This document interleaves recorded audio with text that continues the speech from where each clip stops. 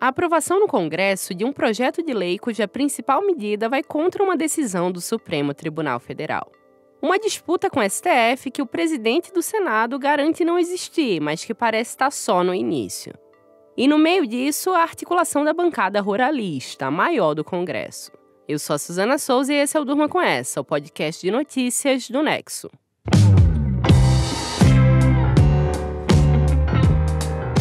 Olá, eu sou a Aline Pellegrini e estou aqui com a Suzana para apresentar esse podcast que vai ao ar de segunda a sexta, todo começo de noite, sempre com notícias que podem continuar a ecoar por aí. Quinta-feira, 28 de setembro de 2023. Dia seguinte à aprovação no Senado do projeto de lei que institui, entre outros pontos, a tese do marco temporal para a demarcação de terras indígenas. Foram 43 votos favoráveis e 21 contrários ao texto, que havia sido aprovado mais cedo em regime de urgência na CCJ, a Comissão de Constituição e Justiça. A proposta agora segue para a sanção presidencial. O projeto de lei aprovado pelos senadores já tinha passado pela Câmara dos Deputados em maio. A proposta determina que o direito à terra indígena só deve ser garantido se ficar comprovado que, em 5 de outubro de 1988, data da promulgação da Constituição, a área estava ocupada por esses grupos ou, ao menos, comprovadamente sob sua reivindicação. Ou seja, na prática, a medida restringe a demarcação de terras indígenas. O texto aprovado tem ainda outros pontos que mudam também a gestão de territórios já demarcados. Entre eles estão a instalação de obras nessas áreas segundo o interesse público e a cooperação entre indígenas e não indígenas para atividades econômicas dentro dos territórios, diferente do que ocorre hoje. Além disso, o projeto também estabelece a autorização para garimpos e plantação de transgênicos dentro de territórios demarcados, a remoção de indígenas de áreas reservadas em caso de, abre aspas, alteração dos traços culturais da comunidade, fecha aspas, e a aproximação com povos indígenas isolados, diferentemente da atual política de não contato. O projeto de lei, como um todo, é bastante criticado por membros da sociedade civil e órgãos indigenistas, justamente por restringir a demarcação e por abrir brechas para que territórios indígenas percam camadas de proteção. Mas existe ainda um outro ponto central nessa discussão, que é o fato de que o marco temporal foi objeto de um julgamento que aconteceu por mais de 2 anos no Supremo e terminou também na quarta-feira, data da aprovação do projeto de lei no Senado. Só que a decisão dos ministros, por 9 votos contra 2, foi de que não existe marco temporal no Brasil. Ou seja, esse critério não deve ser adotado para a demarcação de terras indígenas. Mas daí vem logo a pergunta. Se o STF julgou que esse critério não pode ser utilizado, como é que o Congresso aprova uma lei exatamente contrária a esse entendimento? Aqui tem 2 pontos, a explicação do porquê isso pode acontecer, de acordo com a Constituição, e a explicação política para esse fato. Na nossa República, o Congresso é o poder legislativo, ou seja, tem como função legislar, isto é, propor leis. Já o STF é o Poder Judiciário e tem como papel proteger a Constituição, o que não concorre com o trabalho do Congresso. Se ouve agora uma fala do relator do projeto no Senado, Marcos Rogério, do PL de Rondônia, defendendo a competência da Casa para aprovar o projeto de lei. Para que todos na CCJ possam refletir, com relação à questão da competência do Supremo Tribunal Federal, eu acho que ela é muito clara na Constituição, tão clara quanto a competência do Poder Legislativo. E aí não dá para alguém vir aqui sustentar um voto dizendo que o que o Parlamento está fazendo é desafiar uma decisão do Supremo Tribunal Federal ou legislar de maneira desprezível, porque nada vai adiantar, porque a decisão de lá é a que vale, que manda ou que tem efeitos.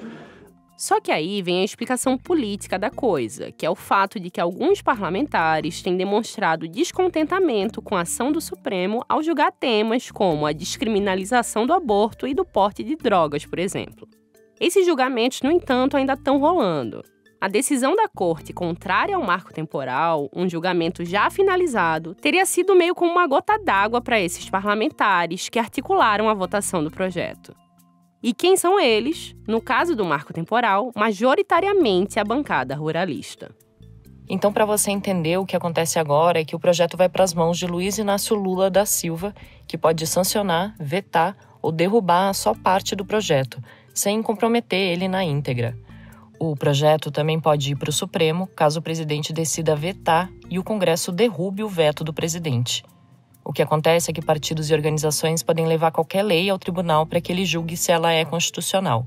A probabilidade é que, já tendo julgado o marco temporal na última semana, a Corte decida pela inconstitucionalidade do trecho sobre o tema no projeto de lei. Mas, como a gente disse, tem uma questão política muito forte aí por trás. Essa articulação da bancada ruralista tem sido vista como uma resposta ao Supremo. O presidente do Senado, Rodrigo Pacheco, nega completamente que exista qualquer mal-estar entre parlamentares e o tribunal, conforme você vai ouvir a seguir. Eu tenho visto algumas notícias em relação a esse tema como se fosse algo de enfrentamento do Senado Federal e do Congresso Nacional ao Supremo Tribunal Federal. E quero afirmar aqui com absoluta sinceridade, com toda a franqueza, que absolutamente de nossa parte não há nenhum tipo de sentimento revanchista em relação à Suprema Corte do nosso país.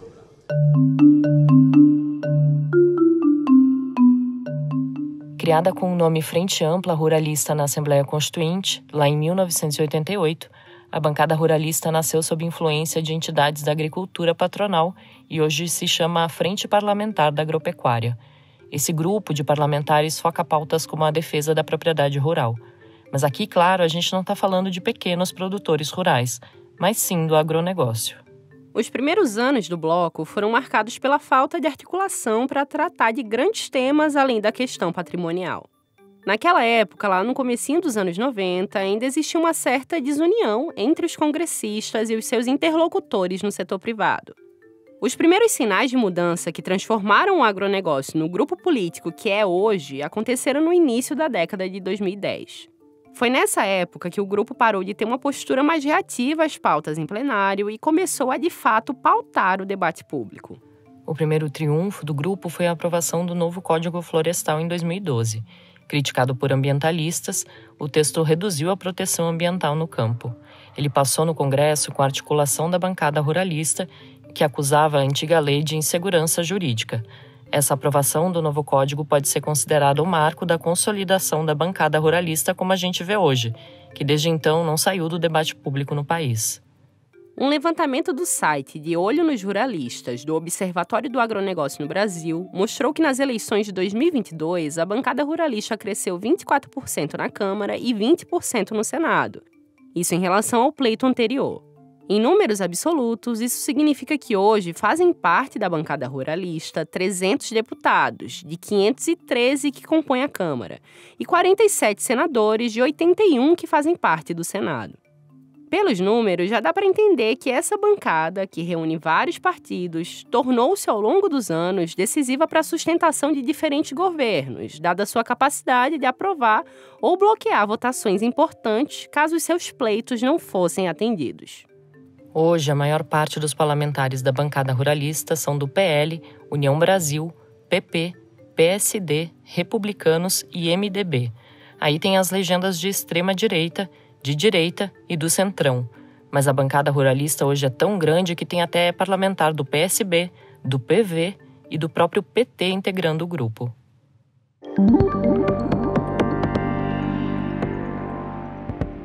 A posição oficial da bancada ruralista sempre foi a favor do marco temporal. O projeto de lei aprovado na quarta foi apresentado originalmente em 2007 pelo falecido Homero Pereira, à época deputado federal pelo PR do Mato Grosso. O argumento do grupo parlamentar é que a ausência do marco temporal colocaria em risco produtores rurais de todo o Brasil, especialmente aqueles localizados em áreas da nova fronteira agrícola, na Amazônia e no Centro-Oeste. Esse, inclusive, foi um argumento bastante reverberado pelos ruralistas, que, claro, comemoraram a aprovação do projeto. A senadora e ex-ministra da Agricultura no governo Bolsonaro, a Tereza Cristina, do PP do Mato Grosso do Sul, defendeu que a aprovação do marco temporal, abre aspas, auxilia na pacificação do campo, fecha aspas. O presidente da Frente Parlamentar da Agropecuária, o deputado federal Pedro Lupion, do PP do Paraná, falou que a aprovação é uma vitória do povo. Ele também argumentou que caso o Lula vete o projeto, o Congresso vai derrubar esse veto. A pressão política da bancada ruralista aconteceu também na quarta, quando o grupo anunciou que obstruiria os trabalhos no plenário da Câmara até que o projeto fosse votado no Senado. E bom, não existe uma bancada indígena no Senado para defender os direitos dos povos originários de maneira organizada. Na Câmara são 5 deputados autodeclarados indígenas, mas entre eles uma é Silvia Waiapi, que é filiada ao PL do Amapá e inclusive comemorou a aprovação do marco temporal. Tem também o deputado Paulo Guedes, do PT de Minas Gerais, que foi reeleito em 2022, mas que em 2018 tinha se declarado como pardo e não indígena e que votou contra o marco temporal na Câmara. Tem ainda outras 2 deputadas que defendem pautas caras aos indígenas, a Célia Chacreabá, do PSOL de Minas Gerais, e a Juliana Cardoso, do PT de São Paulo. A quinta indígena eleita em 2022 foi Sônia Guajajara, que virou a primeira-ministra dos povos indígenas do Brasil. Daí, claro, fora os representantes indígenas, existem os aliados, que não têm força frente a centenas de ruralistas. E bom, com a aprovação do projeto no Senado, agora a decisão do que fazer com esse impasse está nas mãos de Lula, que tem até 15 dias úteis para analisar se vai derrubar o projeto todo, vetar trechos ou assiná-lo na íntegra. O senador Jacques Wagner, do PT da Bahia, que é líder do governo no Senado, disse que Lula deve sancionar apenas um marco temporal. Já o líder do governo no Congresso, o senador Randolfo Rodrigues, que está sem partido e foi eleito pelo Amapá, disse que o presidente vai vetar todo o texto. Mas o futuro do projeto é ainda difícil de prever, porque embora o Lula tenha sido eleito com amplo suporte do campo progressista que atua pela defesa dos povos originários, ele pode temer perder o apoio da maior bancada do Congresso bem no momento em que tenta a todo custo angariar votos dos parlamentares para os projetos do governo.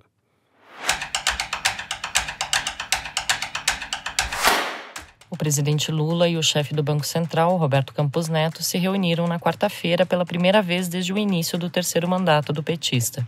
O Marcelo Rubissec escreveu sobre o tema. Marcelo, qual o contexto dessa reunião? Bom, esse encontro aconteceu em Brasília, na quarta-feira, e contou com a presença do presidente Lula, do presidente do Banco Central, Roberto Campos Neto, e do ministro da Fazenda, o Fernando Haddad. A agenda exata que foi discutida nessa reunião não foi divulgada, mas mesmo assim a gente consegue dizer que esse encontro foi significativo. E por um motivo bem evidente. Foi a primeira vez desde que o Lula tomou posse que ele sentou para conversar com o Campos Neto. Foram meses de uma relação bastante conflituosa, e não a portas fechadas. O Lula passou boa parte do mandato até agora criticando o Banco Central publicamente pela decisão de manter os juros lá em cima, sob o argumento de que isso ia atrapalhar o crescimento da economia. E ele também direcionou críticas ao Campos Neto, que ele chamou de esse cidadão algumas vezes. Bom, os juros começaram a cair em agosto e até agora foram 2 cortes, que também devem continuar acontecendo por um tempo. Então, esse é mais ou menos o contexto. E dá para ver essa reunião como um primeiro sinal de aproximação depois de meses de briga. E Marcelo, o que cada um estava querendo com esse encontro? Bom, segundo informações de bastidores publicadas pela jornalista Malu Gaspar, do Globo, o Lula aceitou finalmente conversar com o Campos Neto porque ele está preocupado com o cenário do crédito no país. A gente tem dados que mostram que realmente o volume de concessão de empréstimos, por mais que esteja crescendo, está perdendo cada vez mais o ritmo. E nesse sentido, o presidente da República continua com uma agenda de tentar baixar os juros para aumentar o crédito. Mas agora ele adotou uma outra estratégia, uma abordagem diferente. Do lado do Campos Neto, ele quis dialogar com o Lula para tentar limpar um pouco a sua imagem de bolsonarista que muita gente do governo tem dele. Por vários motivos, desde ele ter ido votar com a camisa da seleção em 2022, até o fato de que ele estava num grupo de WhatsApp chamado Ministros Bolsonaro até pelo menos janeiro desse ano. Então ele estaria tentando se livrar dessa pecha, segundo o Kennedy Alencar, jornalista do portal UOL.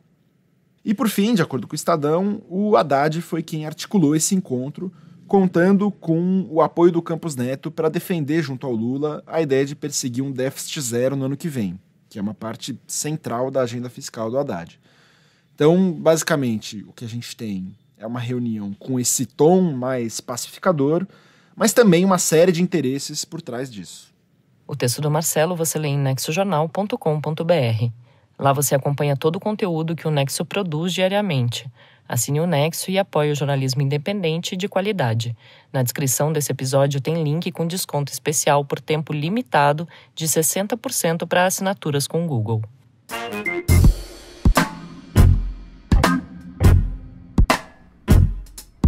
O fim de semana já está no horizonte, então é dia de Gama Revista aqui no Durma Com Essa. A sessão traz dicas culturais que vem da newsletter Achamos Que Vale. A gente deixa um link na descrição do episódio se você quiser assinar. Olá, aqui é Isabelle Moreira Lima, editora da Gama Revista. Eu começo as nossas dicas culturais de hoje com um podcast, A Coach, o novo projeto de Chico Felitti.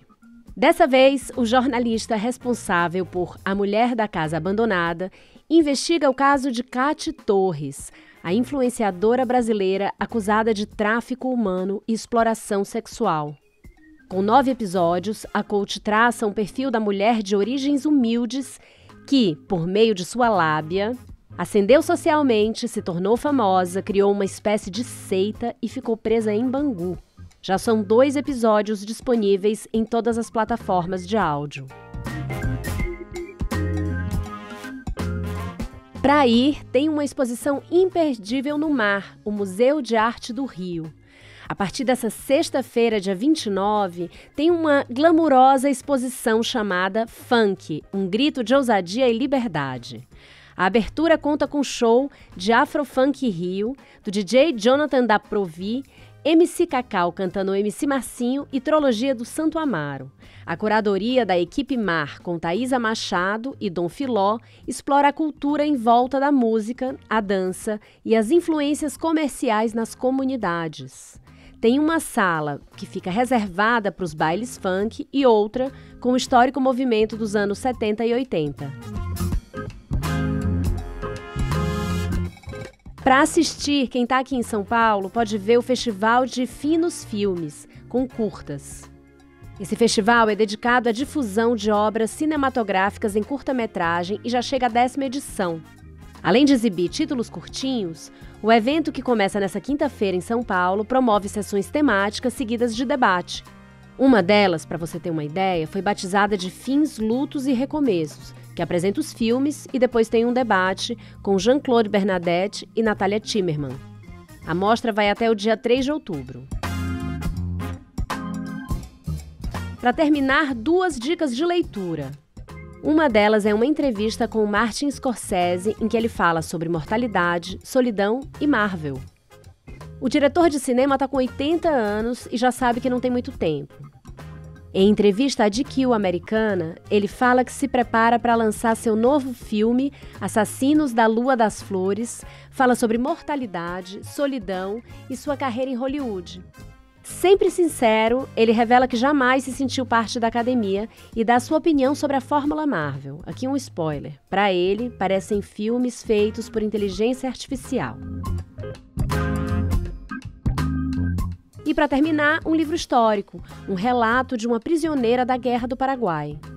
Tem um trecho que fala assim: no 25 de dezembro, as senhoras destinadas a morrer de fome por ordem de Lopes foram libertadas pelo exército brasileiro. Eu sou uma delas. Vivo e escrevo. Esse relato abre Memórias de Dorothée Duprat de Lasserre, relato de uma prisioneira na Guerra do Paraguai. O livro comemora os 20 títulos lançados pela editora Chão, que é especializada em não-ficção histórica, e nele as dificuldades de viver numa espécie de campo de concentração itinerante de mulheres são contadas pela personagem principal.